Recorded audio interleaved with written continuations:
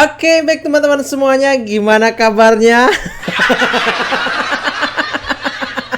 Sudah lama ndak ketemu dengan AR Mahmud sama Opung Parbelak ya. Tenang, kita comeback. Siap menghajar para pembenci Pak Joko Widodo dan pemerintahannya Pak Prabowo Subianto. Oke? Ini menghajar bukan hajar fisik, bukan. Kita melawan hoax serangan-serangan dari mereka ya. Ya siapa lagi kalau bukan YouTuber Nusantara yang melawan mereka ya. Ya kita bersatu ya, hajar mereka. Ya karena mereka itu sudah keterlaluan, yang melebihi iblis dan setan.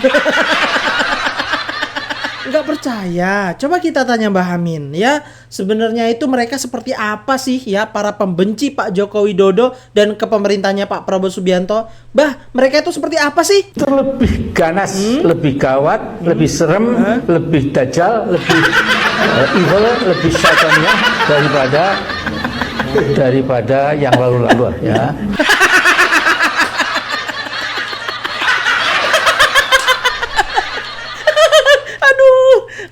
Mbak, ya. Jadi mereka itu lebih ganas, ya, lebih serem, lebih dajjal, lebih syaitoniah ya. Ya. Percaya Mbak, percaya. Iya, percaya banget Mbak. Percaya banget 100%. Kalau ini saya percaya Mbak. Apalagi nih Mbah ya, banyak perkumpulan oknum dari Purnawirawan Jenderal TNI yang ingin memajulkan Wakil Presiden Gibran Rakabuming Raka. Enaknya diapain mereka ini? Mereka kan seumuran kayak Mbah Amin. Enaknya diapain Mbah? Harus diseret ke penjara. Karena manusia toksik ini menyebarkan racun kemana-mana. Ya. Kalau dibiarkan bebas, itu luar biasa. Mbak Amin, kan mereka ini seumuran dengan Mbah Amin. Kalau di penjara ya kasihan Mbah, seumuran dengan Mbah Amin. Tapi ada benernya juga nih Mbah Amin ya, mereka itu toksik yang menyebarkan racun kemana-mana. Kalau dibiarkan ya negara ini hancur gara-gara mereka. Coba bayangkan ya, kelompok mantan jenderal ini ya, oknum saya sebutkan oknum Purnawirawan Jenderal-Jenderal TNI ini yang ingin memakzulkan Wakil Presiden Gibran Rakabuming Raka. Padahal ya sekarang saat ini kita ya pemilihan presiden dan wakil presiden langsung dipilih oleh rakyat, dan mereka meminta Gibran Rakabuming Raka ini dimakzulkan oleh MPR. Duh, lo, tambah lucu kan? Tambah goblok kan? Ya tambah lucu. Kenapa? Ya, sekarang ini bukan Orde Baru, bro. Ya, presiden dan wakil presiden bukan ditunjuk oleh langsung MPR dan DPR, tapi langsung dipilih oleh rakyat. Dan buat teman-teman ya, jangan sampai terhasut dengan oknum Purnawirawan Jenderal TNI ini ya, jangan terhasut. Kenapa? Ternyata usut punya usut, mereka itu adalah para mantan Purnawirawan Jenderal TNI yang sakit hati terhadap Pak Joko Widodo. Kok bisa Bang? Bisa. Pertemuan antara Anies dan para Purnawirawan TNI Polri tersebut digelar di Pendopo Anies Baswedan Cilandak, Jakarta Selatan pada Oke.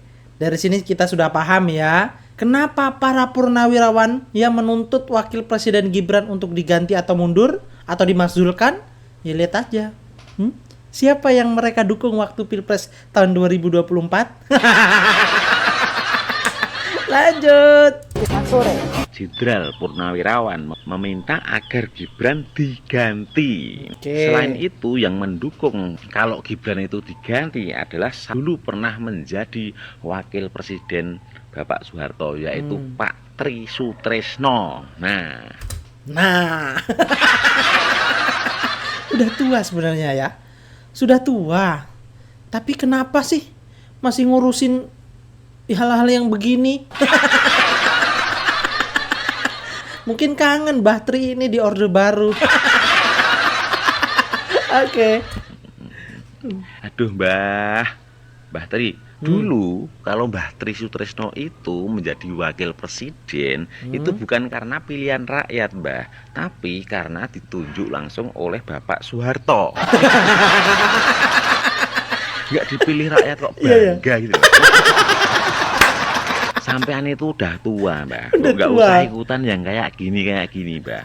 Mendingan Mbah Tri itu beribadah aja, beribadah dengan tulus biar mendapatkan pahala Mbah. Iya, setuju. Auranya maghrib soalnya. Kenapa para jenderal purnawirawan ini ingin menggantikan Gibran? Yuk coba kita selidiki Jenderal Purnawirawan yang ngotot ingin mengganti Gibran, Bapak Sutioso. Ternyata Pak Sutioso itu pernah dipecat oleh Bapak Jokowi saat menjadi ketua BIN. Oh, ya. Jadi sakit hati gitu ya. Aduh. Jenderal Tiasno Sudarto dan juga Profesor Sri Edi ikut 100 memakzulkan Pak Jokowi. Oh, iya. Jadi salah satu dari jenderal mereka ini pernah yang dulu itu memakzulkan Pak Joko Widodo. Wes. Gatok terus. Dan Fakhrul Razi ini juga pernah dipecat oleh Pak Jokowi sebagai Menteri Agama. Soalnya nggak becus bekerja tuh. Ternyata para mantan jenderal ini adalah barisan sakit hati. Setuju. Ya ternyata ya barisan jenderal ini ya ternyata barisan sakit hati yang dipecat oleh Pak Joko Widodo. Ya. Jadi mereka itu meminta kepada MPR agar mengganti Gibran. Tapi kata MPR, Prabowo ataupun Mas Gibran itu sudah sah. Sudah sah menjadi presiden dan wakil presiden. Kalau kalian mau menuntut Gibran katanya melanggar konstitusi, kenapa nggak dari dulu waktu Gibran itu mencalonkan diri sebagai calon presiden? Kenapa kalian baru keluar sekarang? Aneh. Mantan jenderal aja kok belagu. Kan sekarang kalian sudah bukan jenderal lagi. Kalian itu sekarang sudah menjadi masyarakat biasa. Menjadi rakyat biasa. Jadi nggak usah ngikut-ikut lah. Yang penting orang ini jangan sampai menjadi presiden di Indonesia. Siapa itu? Nih. Anda ini berbahaya sekali. Ini. Karena Anda memecah belah umat. Ini kembali sedikit ke belakang ya. Ketika Anda baru saja dilantik. Ini ternyata biang keroknya ya. Statement pertama Anda adalah ini kemenangan pribumi yang selama ini dijajah. Kenapa harus ada keluar statement pribumi? Nah, kalian yang mau mengganti Gibran itu kan hanya segelintir orang, hanya ratusan, dan sekarang udah menjadi rakyat biasa. Sedangkan Gibran sendiri itu dipilih oleh seluruh rakyat Indonesia yang 58% itu. Apakah kalian itu mau melawan dengan rakyat Indonesia yang 58% itu? Kalian itu mantan jenderal, tapi kok bisa dibodohin ya sama Anies? Dulu Pak Prabowo aja dikhianati sama Anies, apalagi kalian. Ternyata kalian itu waktu berkumpul itu reuni pejabat yang dipecat. Ternyata mantan jenderal ini bisa digoblokin juga sama Anies Baswedan. Bahkan sekarang mantan jenderal yang tua-tua ini sampai Pak Tri Sutresno ini sekarang menjadi anak abah atau ternak onta. Kalian itu loh ya, mantan purnawirawan jenderal TNI oknum ya, kok mau dibodoh-bodohin sama Anies Baswedan. Dan ternyata mereka ini ya mantan purnawirawan jenderal TNI ya reuni ya pejabat yang dipecat. Udah pecatan, pengangguran, anak abah pula. Jadi yang ambisi kekuasaan tuh siapa sih yang sebenarnya? Ya, kelompok mereka lah. Siapa? Ya, tahulah sendiri tadi siapa yang didukung ya, jenderal-jenderal tadi ya. Jadi kelompok-kelompok jenderal ini tuh ya itu kelompok-kelompok geng-geng sakit hati ya, dukungannya kalah ya. Kemudian mereka pada dipecat di kepemerintahnya Pak Joko Widodo. Ya itu orangnya. Kok masih aja orang-orang seperti ini berkeliaran? Nah, biar teman-teman tidak gagal paham apa sih petisi yang mereka tanda tanganin oleh Purnawirawan Jenderal TNI ini, ya, apa saja, satu poin saja yang akan dikupas tuntas oleh Opung Parbelak, teman-teman ya. Mari kita simak videonya, oke? Berikut 8 sikap dari Forum Purnawirawan Prajurit TNI. Tapi jujur aja lu bilang ya, ini kan petisi dari prajurit Purnawirawan TNI. Kenapa Polri nggak diajak? Kok nggak diajak? Kalau memang ini adalah gerakan bersama aja dong. Iya. Biar kompak. Ya, ini akan ada sangkut pautnya nanti nih menurutku. Kita lihat. Oke. Ya, berikut 8 sikap dari Forum Purnawirawan Prajurit TNI. Yang pertama, kembali ke Undang-Undang Dasar 1945 asli sebagai tata hukum politik dan tata tertib pemerintahan. Sekarang begini, kalau kita bicara tentang Undang-Undang 1945, ya, seperti yang disampaikan Ade Armando kemarin itu, ya, bisa dikatakan walaupun ini sebagai dasar daripada hukum kita, tapi kita bisa katakan ini belum sempurna.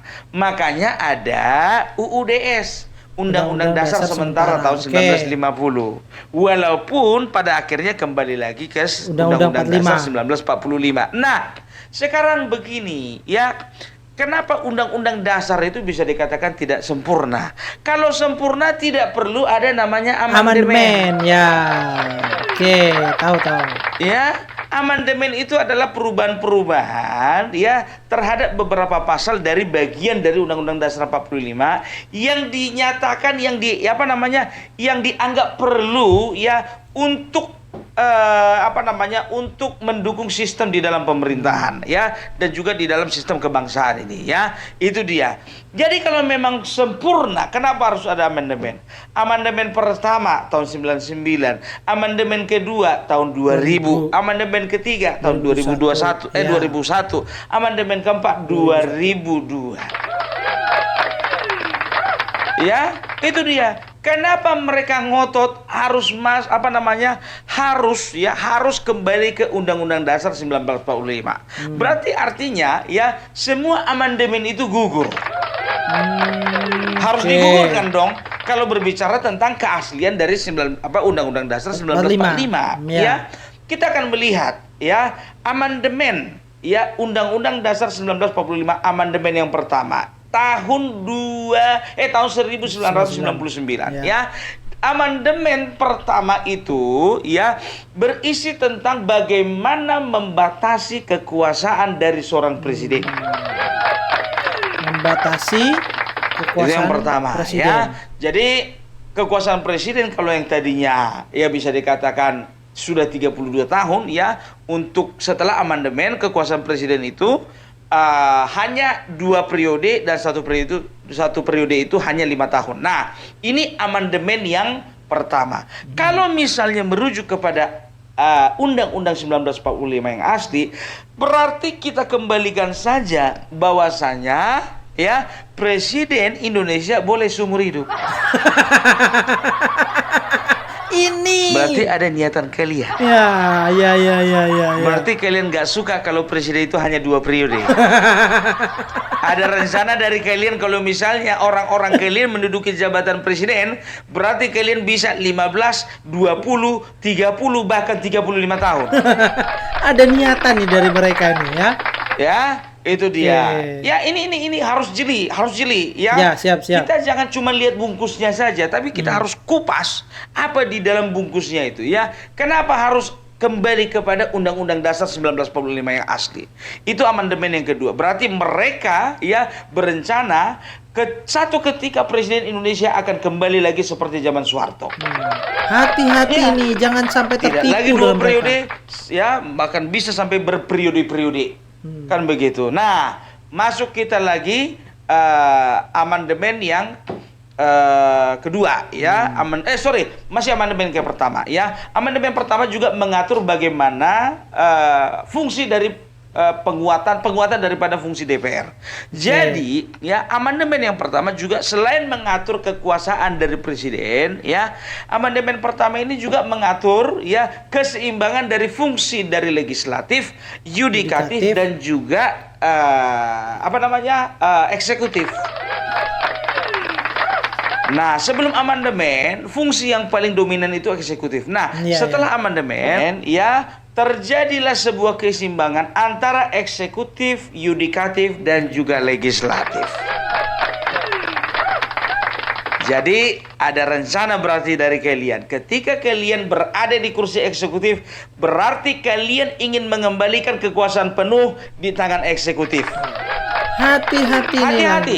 Ya, ya. Hati-hati kita, hati-hati. Apa maksud dan tujuan dari mereka? Karena kita tahu, ya, waktu Orde Baru, ya, biasanya, ya, Orde Baru itu kekuasaan itu kebanyakan dipegang oleh satu institusi tertentu. Ya, ya, ya. Kita tahu backgroundnya Bapak Soeharto dari mana. Nah, ya, itu yang pertama. Mereka akan buat kekuasaan eksekutif itu kalau bisa selama-lamanya, dan mereka akan kebiri, ya, fungsi daripada legislatif dan juga yudikatif. Nah, jahat bukan? Jahat, ya. Kita masuk amandemen yang kedua, ya. Amandemen yang kedua tahun 2000, ya. Tahun 2000 itu, ya, adalah fokusnya itu ke otonomi daerah, ya. Ke otonomi daerah, ya. Setelah itu satu poin lagi yang menarik perhatianku itu adalah pemisahan antara TNI dan Polri. Oke. Satu-satu, otonomi daerah. Otonomi daerah itu adalah hak penuh, ya, masing-masing daerah untuk mengatur, mengurus daerahnya masing-masing. Ya. Nah, ketika sebelum ada otonomi daerah, ya, semuanya itu sentralisasinya itu ke pusat. Ya. Apa-apa semuanya yang ngatur pusat, keuangan semuanya yang ngatur pusat. Nah, itu yang mau mereka kembalikan, itu yang mau mereka aktifkan kembali. Ya, karena apa? Kalau nggak ada amandemen, nggak ada otonomi, kan begitu. Dan kekuasaan mutlak sepenuhnya itu di tangan pusat, ya. Jadi kita harus jeli ini, hati-hati. Ada siapa di belakang mereka ini, ya? Yang kedua, ada pemisahan, ya, antara TNI dan Polri. Nah, sebelum amandemen, TNI dan Polri berada dalam satu wadah yang sama, yaitu ABRI, ya. Dan mereka ingin mengembalikan. Oh, ini ternyata mereka mengeluarkan petisi Polri nggak diajak. Ternyata mereka ingin mengangkangi Polri. Ya, hati-hati. Ini fakta, fakta. Kalau bicara tentang Undang-Undang Dasar 1945 yang asli, artinya amandemen semuanya gugur gitu loh. Iya. Harus semuanya mengikuti sistem yang awal. Ya pantas kalian, berarti kalian ingin berkuasa penuh. Pantas Polri nggak diikutkan. Aku tidak sedang berusaha untuk membenturkan antara TNI Polri, tidak. Karena apa? Mereka lah yang mencoba membenturkan antara TNI dan Polri. Mereka. Hati-hati, ya, untuk bapak-bapak, ya, yang terhormat, yang kami percaya, yang kami cintai, yang ada di TNI, baik itu TNI AL, AU dan AD, dan juga bapak-bapak yang ada di kepolisian. Pak, hati-hati. Ada pihak-pihak yang sedang membenturkan Anda semua. Aku begitu orangnya, ndak mau kulihat bungkusnya aja. Ini masih apa loh? Masih petisi yang nomor 1 loh. Udah banyak kita kupas. Iya. Ya, itu dia. Ya, salah satunya pemisahan TNI dan Polri. Mereka ingin mengangkangi Polri di bawah mereka juga. Hati-hati ini, hati-hati. Sudah ketahuan, ya. ya.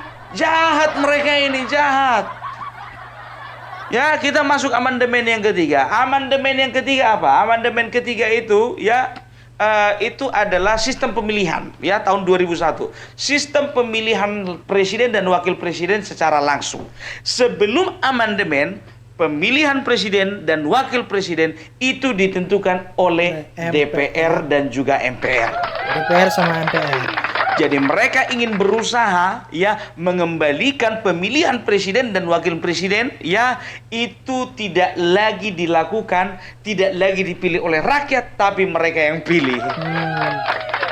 Ketahuan kalian, ternyata kalian ya ingin mengkebiri demokrasi dan kalian ingin mengkebiri kedaulatan republik ya, kedaulatan rakyat Indonesia.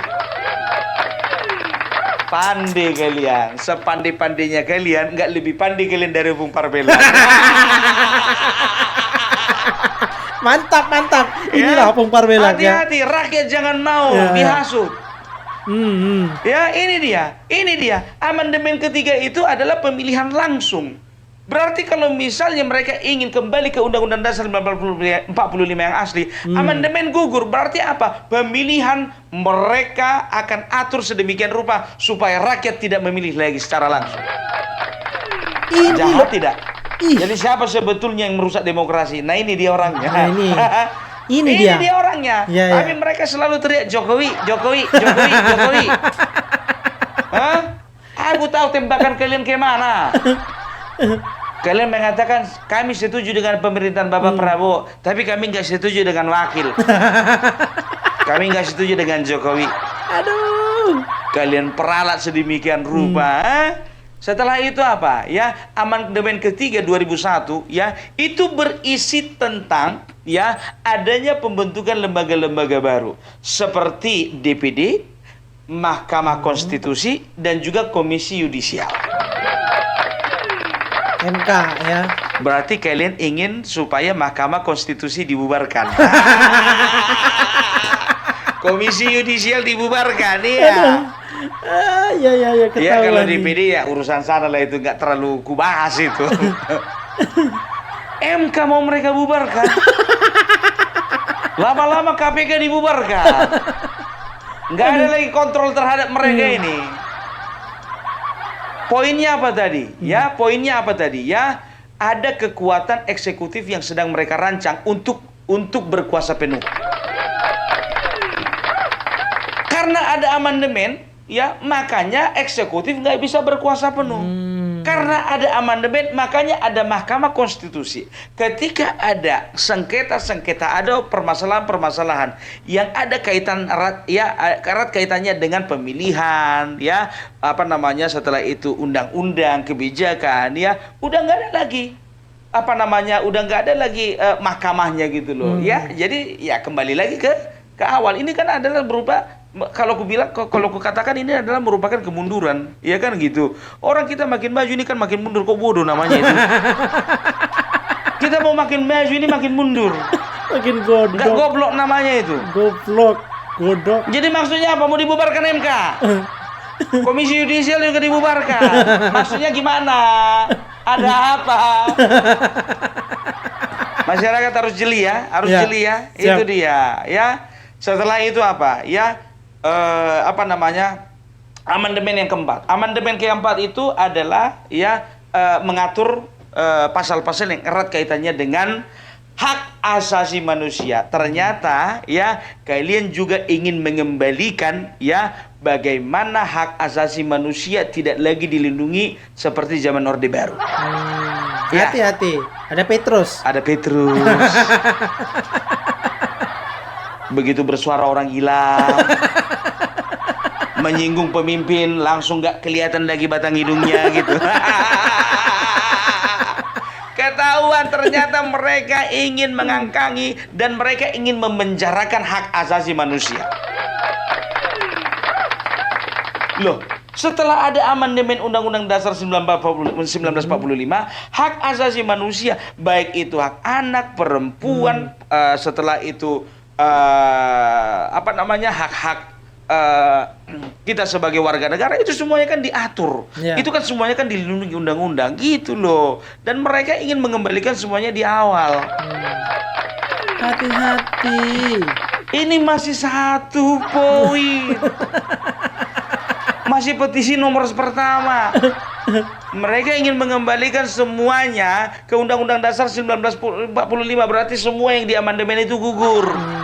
Jadi itu teman-teman ya, ternyata ya mereka itu jahat semuanya ya. Mereka ingin mengkebiri demokrasi di negara Republik Indonesia ini ya. Ingin mengembalikan Undang-Undang 1945 yang asli. Berarti amandemen-amandemen itu tersebut semuanya gugur ya. Mereka ingin menguasai dan mengatur seenaknya sendiri ya, demi kekuasaan mereka sendiri. Hati-hati ya, mereka ingin membubarkan MK, KPK ya, kemudian memegang penuh kekuasaan oleh presiden. Pokoknya mereka ini niatnya jahat, ingin menghancurkan negara Republik Indonesia ini. Teman-teman semuanya ya harus berhati-hati dengan golongan mereka ini ya, jangan sampai terhasut. Mari kita lawan, mari kita suarakan kebenaran. Oke? Bagaimana menurut teman-teman? Silahkan tulis di kolom komentar. Terima kasih. Wassalamualaikum warahmatullahi wabarakatuh.